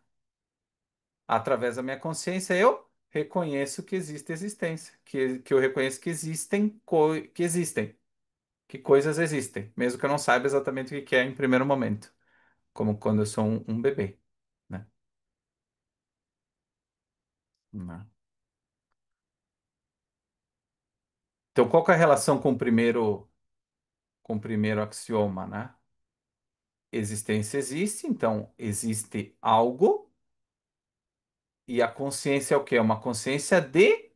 A consciência é de algo. Há alguém ciente desse algo, né? E o terceiro axioma, que vai vir depois, vai ser o da identidade. E nós vamos ver o que que ele significa. Então, só para resumir esses dois primeiros axiomas, para a gente não se perder, né? A consciência é uma faculdade relacional não absoluta, ou seja, ela não vem primeiro. Ela tem uma relação com a existência, uma relação no qual ela reconhece a existência. Não pode ser a sua própria fonte de validação, por quê? Porque ela aponta para tudo que está fora dela. Mesmo dentro da tua cabeça, não é fora, é fora dela como faculdade. A consciência é como não deixa de ser um órgão, né? É um órgão humano. A consciência não deixa de ser um órgão, como se fosse, né? A gente não pode pegar ela e tirar, mas ela funciona como se fosse um órgão. Só faz sentido enquanto reconhecimento do que é, né? E por isso é um dos três fundamentos de qualquer filosofia, né? Dos três axiomas de uma filosofia que pretende, né, ser objetiva.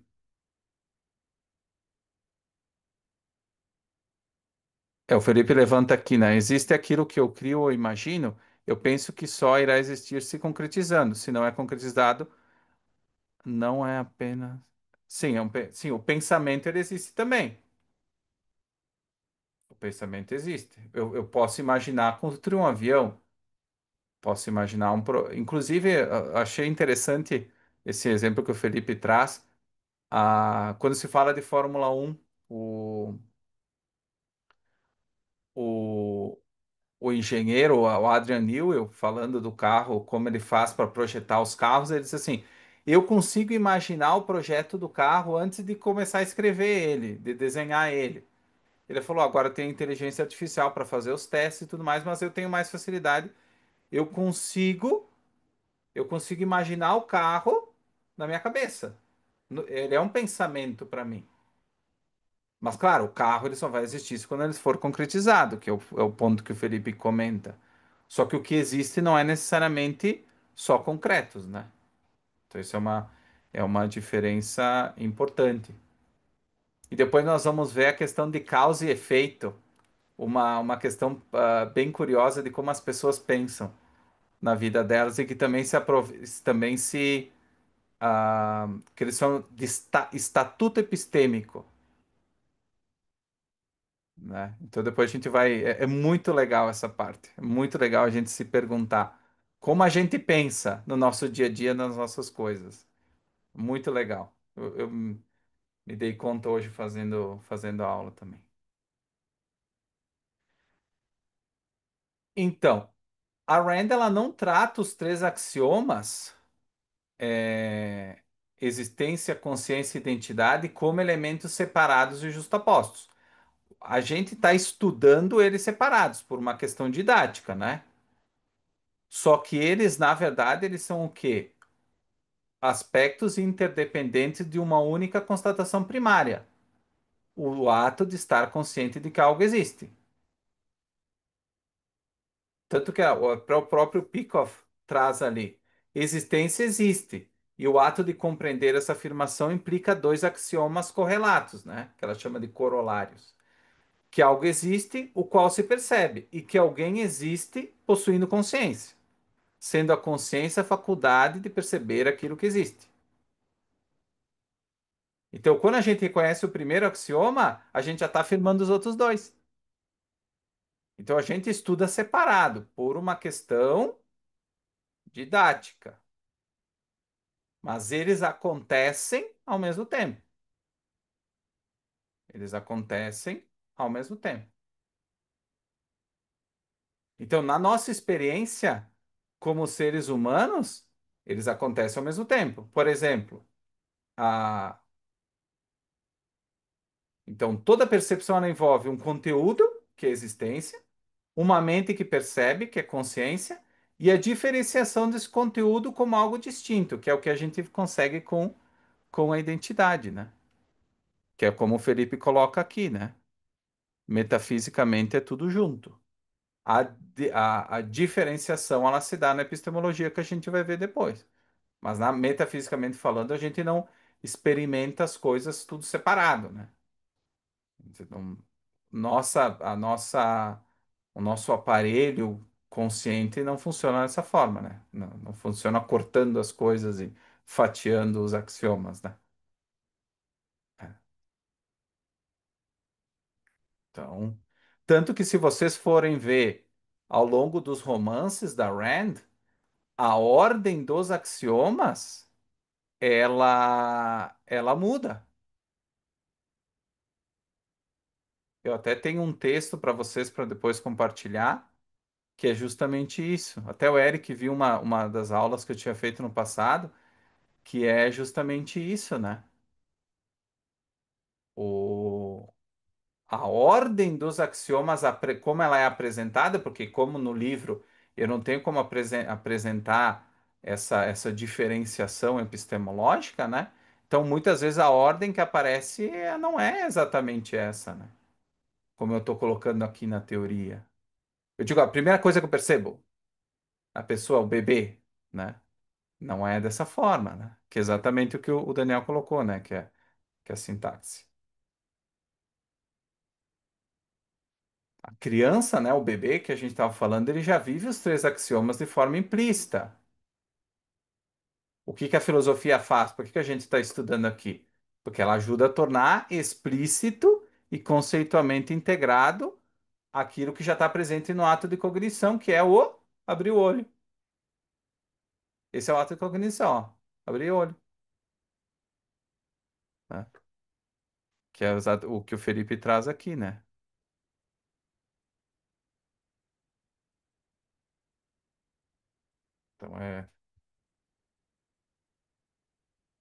Então, três características deles que a gente não pode esquecer. São autoevidentes, são diretamente validados pela percepção, são irredutíveis, eles não podem ser explicados por termos mais fundamentais, porque eles são o que é mais fundamental, e são interdependentes, cada um pressupõe os outros dois, mas não é dedutível a partir deles, que é diferente. Por exemplo, você não pode negar a existência sem usar a consciência e implicar a identidade. Não tem como fazer isso. Não pode negar a consciência sem usar a consciência. E não pode negar a identidade sem pressupor algo sobre o que está se negando, né? Então é importante a gente ter essa questão clara que eles são, teoricamente não, eles não são provados, eles são validados pela percepção, porque prova, aí nós já vamos para outra coisa, né? Que é epistemologia.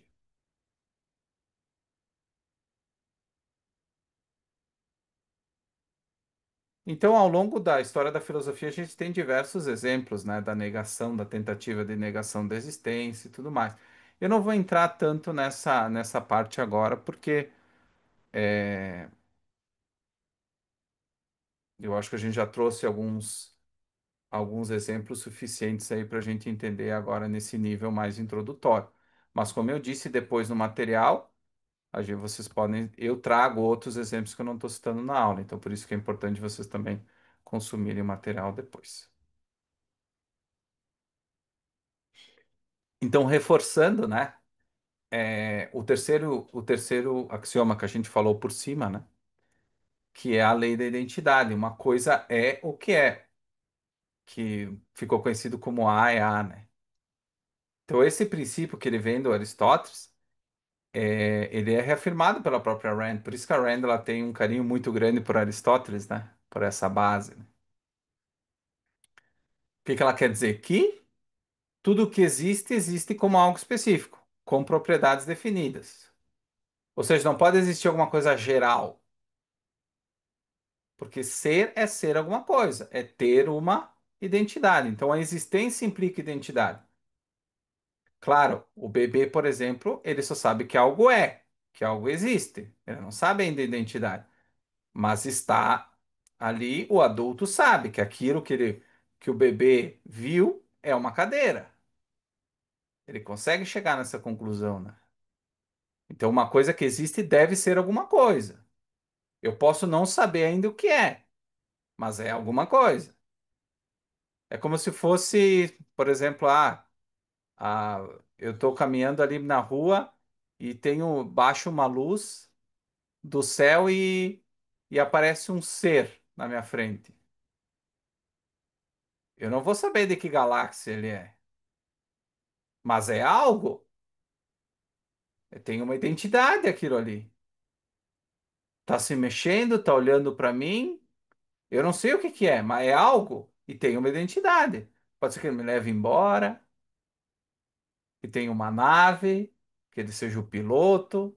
Eu não sei. Nesse momento, que é a primeira vez que eu vi, eu não sei o que que é. Mas tem uma identidade. Então, a existência ela implica uma identidade, né? E aqui uma diferença sutil, né? Os alienígenas voltar. A, uma diferença sutil. O que que eu acabei de dizer? Que existência é identidade, né? Mas é normal em muitos livros você ver as pessoas falando que ah, aquela diferença entre ter identidade e ser identidade. Quando eu digo que a existência ela tem identidade, usar o verbo ter, eu posso estar fazendo uma coisa que o Daniel comentou antes, né? Que é eu transformar a identidade num atributo. Então, se eu digo que a existência tem identidade, eu posso dizer assim, bom, mas pode ser que ela não tenha, né? Pode ser que outro existente não tenha identidade. Esse tem. Então, o ET que eu estou vendo na minha frente, esse tem identidade.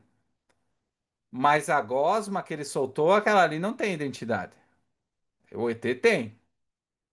O atributo, ele tem olhos e tudo. Mas aquela gosma não. Aquela gosma eu desprezei. Aquilo ali não tem identidade para mim. O atributo é só gosma. O que tem identidade é o ET que está aqui na minha frente. Esse sim. Então vocês percebem que é fácil confundir, atribuir e transformar a identidade num atributo, quando ela não é um atributo. Os três axiomas são expressões da mesma coisa. Não é separado. Não é tipo uma coisa que eu coloco em cima da mesa. Tem a mesa, eu coloco uma xícara em cima. Não é isso, né? Não é um atributo, né? Então é como quando eu falo que tem, é como se uma coisa pudesse existir primeiro e depois adquirir uma natureza, né? E quando eu penso dessa forma, daí eu abro uma porta gigante filosoficamente, né?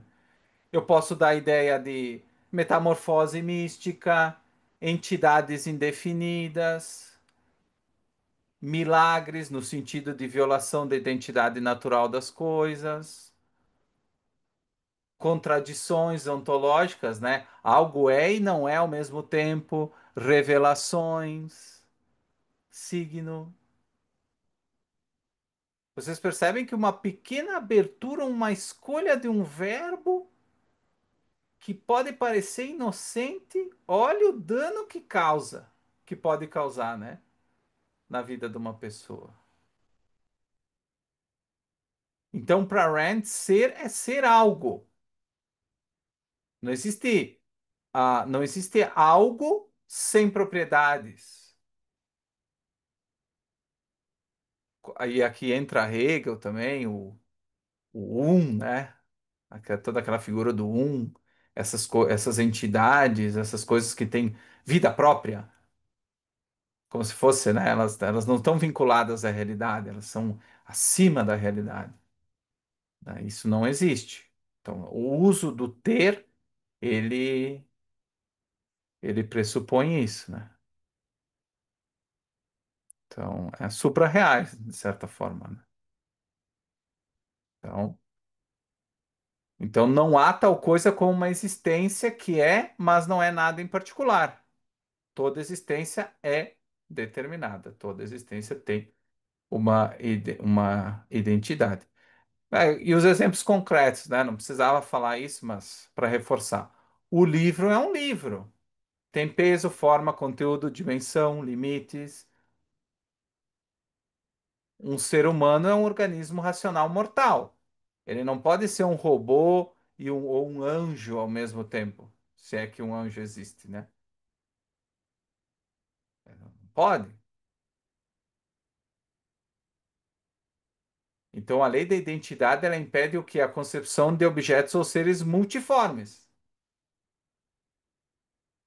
como um quadrado redondo, um tigre vegetal, uma mente que pensa sem conteúdo. Isso não pode existir, né? Existe só no mundo da ficção, tipo nos Transformers, né? Por exemplo. Lá existe. Tem o tigre, ele vira um robô, né? No Pokémon, é uma borboleta, mas ela tem poderes psíquicos, né? Então, lá no mundo da fantasia, o Eric coloca libertário cristão. O mundo libertário é um mundo que vai contra essas coisas que eu estou dizendo aqui, em muitos aspectos. Butterfree, Butterfree, exato. Quase cometi um crime aqui. Me ajudou a aprender inglês. E então, claro, o Felipe coloca aqui, por exemplo, a borboleta, né? Ela nasce daquele casulo, né? Então ela não nasce com o formato borboleta, né? Agora, já que nós estamos nessa discussão animal aqui, então realmente o Felipe está correto nesse caso, né? Que as coisas podem virar outras coisas desde que essa transformação respeite sua natureza, da mesma forma.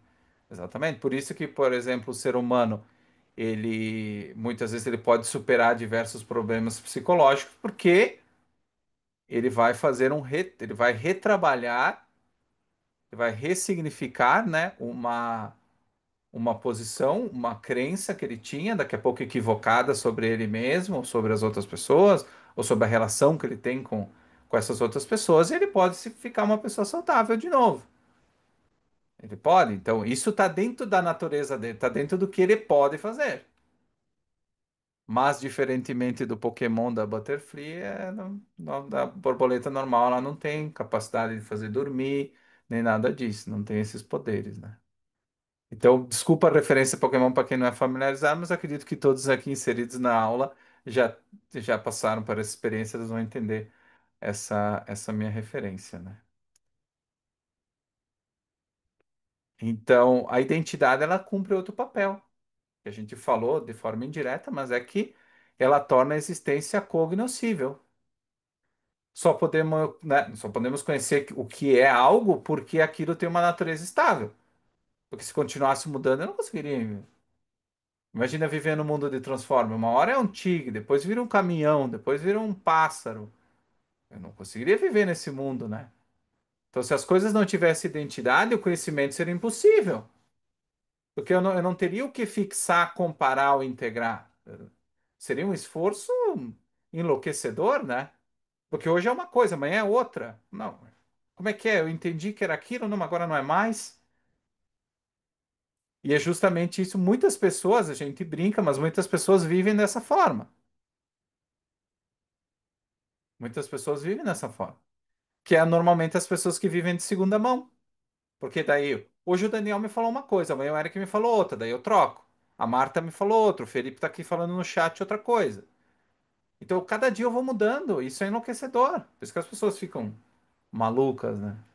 Que é a doença pós-moderna. A doença pós-moderna, inclusive, ela gera um aumento, isso comprovadamente, nos estudantes universitários, o grande crescimento de problemas psicológicos. Porque o conceito que eu aprendi, que ele tinha tal significado, amanhã ele tem outro. E depois ele tem outro. E aí vem uma outra pessoa e me diz que é outra coisa. E aí isso vai gerando uma confusão que chega no nível da doença. É como se fosse uma neurose, né? Então, por isso que isso tem consequências reais. Não é brincadeira. Essa desintegração, ela tem consequências reais. Uma pessoa que gosta muito de falar dessas consequências é o Felipe. Então, vocês podem mandar mensagem no privado do Felipe comentando essas coisas que ele gosta muito de discutir política e ele tem uns posts muito bons no Substack para quem quiser. Depois, Felipe, deixa o link ali no chat. Então, a partir da lei da identidade, a Rand ela deriva três princípios centrais, né, para o objetivismo: a impossibilidade e contradição. Então, A é A e A não pode ser não A, que foi o que a gente falou até agora. Rejeição de milagres, né? Porque o milagre é o que? É uma ideia de que algo se comporta de forma contrária à sua natureza. E aí o que estaria acontecendo? Uma violação da lei da identidade e, portanto, da existência. E a base da causalidade. A ação de uma entidade decorre do que ela é. Então, a causa decorre da identidade de uma coisa. Por exemplo, a água ferve a 100 graus Celsius sob pressão atmosférica padrão, não por escolha, mas porque essa é a sua natureza. Exato, exato.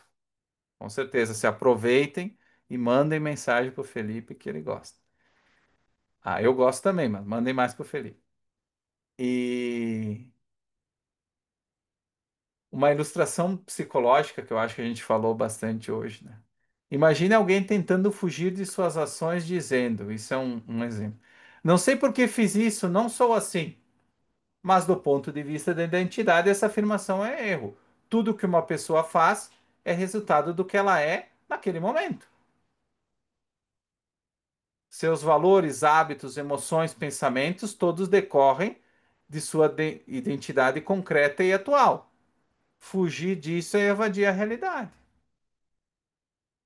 Então, por isso que a gente fala tanto de contexto no objetivismo, né? Eu não estou falando. Vocês percebem que a gente não entrou numa discussão ética. Se isso que acontece com uma pessoa é certo ou errado. Não entrei nesse ponto. Agora, isso acontece. Então, normalmente, uma pessoa que ela pode ser muito legal, ela pode cometer um erro de conhecimento, ela pode ter uma premissa que a torna imoral em determinado aspecto. Ela pode mudar isso, mas aquele fato, aquela ação que ela fez imoral, ela vai continuar sendo imoral. Mas, claro, ela pode conversar, ela pode melhorar para não repetir esse erro, mas aquele erro aconteceu, ele está na realidade, né? Então, a gente tem que reconhecer pelo que ele é. Ou um erro de conhecimento, como a gente vai ver no futuro estudando ética, ou um erro, uma imoralidade, né?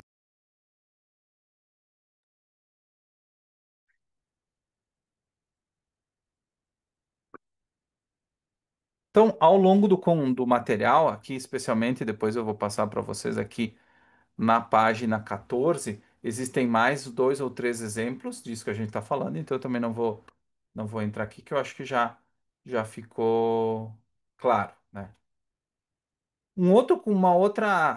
Ah, uma outra questão importante para a gente saber ao longo ali do final da aula é o que são os conceitos axiomáticos, né? Que na verdade os conceitos axiomáticos são só a, a forma como depois eles vão acabar dando continuidade na questão da epistemologia. Então, eles retomam a autoevidência, a irredutibilidade, né? E a questão deles estarem presentes em todo o processo de cognição. Então, ah, em resumo, para vocês terem uma concepção. Para tudo ao seu redor, existência. Para o fato de que cada coisa é algo, identidade. E para o fato de que você está ciente disso, consciência, né? Então, a Rand, no ITOE, em outras obras de epistemologia, existe um uso de, às vezes, axiomas e, às vezes, conceitos axiomáticos. Então, na maioria das vezes, eles são sinônimos, tá? E depois, quando houver essa diferença, vai ser explicado também, vai ser comentado. Na página 15 e 16, eu explico melhor o que nós falamos lá sobre a questão de prova e validação, a diferença entre as duas coisas. Então é importante que vocês verifiquem isso também. Eu não vou repetir, porque senão fica cansativo, tá?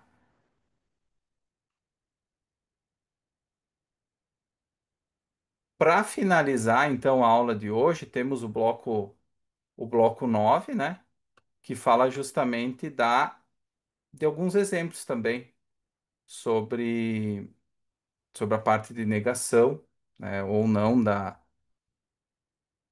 dos axiomas. Então, esse exemplo dialógico que o Peikoff traz, né, a realidade objetiva não existe, né? Então, a pessoa B diz assim, você acabou de fazer uma afirmação objetiva sobre a realidade, usando linguagem lógica, esperando que ela seja compreendida por outro ser consciente. Tudo isso pressupõe exatamente o que você está negando, né? Então, esse tipo de erro é o que a Rand chama de evasão, que depois a gente vai ver muito esse tema, né? Então, uma tentativa deliberada de fugir dos fatos básicos da existência e da razão. Isso também se dá de diversas formas ao longo da nossa vida, psicológica, econômica, quando, quando eu aposto no Flamengo. Então, isso também é uma contradição. Não, brincadeira. É, então, tudo isso volta muito ao que o Léo falou, né? Um exemplo do Descartes, do penso logo existo, a questão das condições das possibilidades de conhecimento do Kant, né? Então, todas essas diferenças a gente vai vendo ao longo do capítulo um. Como eu disse, pessoal, nós estamos só na metade do capítulo um. Então, todas essas descrições, o que que eu vou pretendo fazer sempre? Quando a gente começar a aula seguinte, eu vou fazer um pequeno apanhado dessas lições que a gente viu na aula anterior, que aí dá aquela aquecida, porque essa é a forma como o Peikoff ele pensa as aulas, tá? Para o Peikoff ele sempre fala, e vocês podem ter acesso para quem entrou depois, o Peikoff, só para reforçar, ele tem no YouTube, vocês podem ver um curso pré-OPAR, um curso sobre o OPAR e um curso avançado sobre o que ele falou no OPAR. Então tudo isso está disponível, quem quiser ver também eu posso passar os links. Então a nossa discussão ela não vai se exaurir dentro das aulas, né? Então eu não tenho essa pretensão e até por limitações de tempo a gente não vai conseguir. Mas eu espero através dessas aulas justamente trazer uma base suficiente para que vocês possam fazer esse caminho junto comigo, né? E a gente possa aprender juntos, como foi hoje. Hoje foi muito legal a participação de vocês. Eu acho que entre brincadeiras e coisas sérias a gente conseguiu realmente tornar esses conceitos mais claros, especialmente o conceito de axioma, que, como o Peikoff diz e a própria Rand diz, é o basilar para conseguir entender todos os ramos da filosofia, né? E para fechar, nada melhor que esse comentário do Felipe, né? Existência é identidade, consciência é identificação. Então, acho que isso resume bem o conteúdo dessa primeira aula de hoje, né? Muito legal mesmo a presença de todo mundo. Eu não sei se alguém tem uma pergunta. Como eu disse, antes de vocês perguntarem, ah, fiquem à vontade para mandar WhatsApp para mim. Podem mandar muitos WhatsApp para o Felipe, não tem problema. À vontade, ele está lá no grupo. É só para verificar lá. Felipe Lapida, tá lá, cliquem e mandem à vontade que ele gosta. Ele pode dizer que ele não gosta, mas ele gosta. E também compartilhem com os amigos, né, a gravação a partir de amanhã, convidem para o grupo. A minha ideia é poder liberar o grupo daqui a pouco para as perguntas, né, para a gente interagir por lá também. Mas enquanto isso, vocês podem me passar no privado, que eu acho que eu vou sentindo, né? Eu vou liberando aos poucos para ver se o pessoal consegue se controlar, porque como esses conceitos são, eles estão ainda muito, a gente está muito no início da jornada, às vezes surgem muitas discussões até paralelas aí inspiradas por essa base. Então tem que começar devagar. Mas todas as dúvidas, por favor, tirem o quanto antes, né? Para que a gente não deixe confusões para trás. Então, brigadão pela presença de todo mundo. Vou parar a gravação e